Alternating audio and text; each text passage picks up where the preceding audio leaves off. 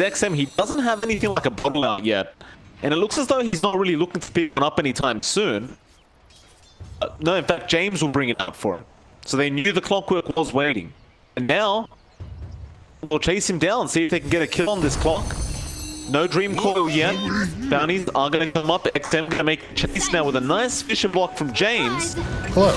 Why should ultimately be okay, and bot lane is where the first blood happens. They do actually get Sing Q on the Ruby. That's really what's from here, but Faith Toss going to be out of Disruptor. Victoria should just be dead. Faith does have the Avalanche follow-up and let's get the kill.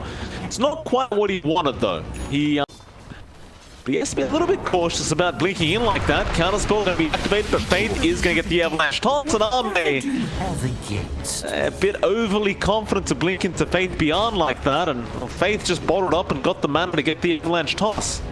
3 heroes up there. Sylar has been doing alright, but now Esso gonna pop the Stampede with Ehome blinking in, and now Fisher to follow up. Sylar will just sprout himself. He can't TP at the moment, but he also won't die. In fact, Ehome is getting very low, and he will be the one to die. It's gonna take a long time for this game to recover, if all. Why mid lane to get caught out of position? Think you're gonna try and help him out, but ultimately he will get taken out, and now XM does have Dream Coil and will commit it to try and go after the secondary kill. Faith Beyond going to move his way in with the Avalanche toss, and they will be able to get XM, and now they move in for more. Victoria will be able to run out of range. I mean, to a safe spot. He's showing in lanes. It's not safe even against NQ. SRF, he's going to be there, and they can use the Stampede if they want, but Liz is going to be there on SRF. Now what is going to TP in on the clock? In fact, Sylar and Faith are also here. They don't have the hook shot on the clock, but they don't need it. Battery Soul will be enough, and now Ehome going after the room. He does get that kill, but it is going to cost him his life. He's got Blink in 5, he should be alright.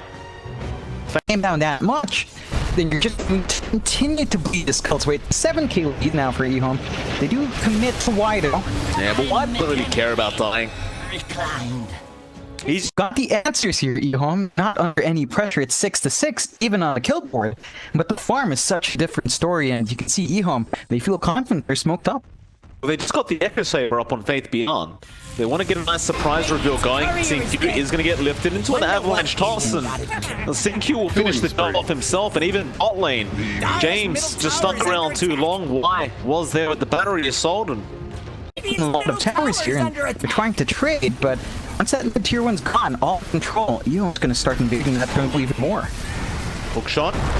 Down onto Victoria. He will be able to get away thanks to that picture from James, but now the hook now from Sylar with the Nature's Wrath flying through. It's not going to be quite enough, but the fish are just enough for Sing-Q in time. Radiant's middle tower is under attack. Radiant's middle tower. And that, up until you have the Blink Echo, I don't think XM can do anything. No. It's just so hard. You don't have any way of cancelling off even reading from the handle. They're going to try. It's going to be Echo committed as they threw Y in, but James is on. Now XM going to move in. Hookshot going to be on Victoria. They'll glimpse back Sing-Q.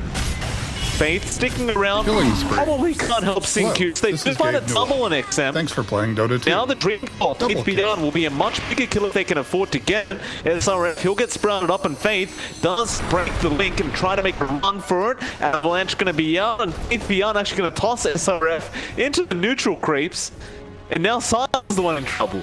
So Faith will turn back around now, trying to help out his teammate. Sprout going to be there, and Static Storm to be dropped on Faith, but here comes Nothing to Say, going on to XM, but they do get the tiny, and now the glimpse back on Nothing to Say. He can still go after XM. Summer night. Does get that kill. SRF will be able to get himself out. Not having Static Storm means that they're probably not going to be able to fight properly in the next minute. Here we go.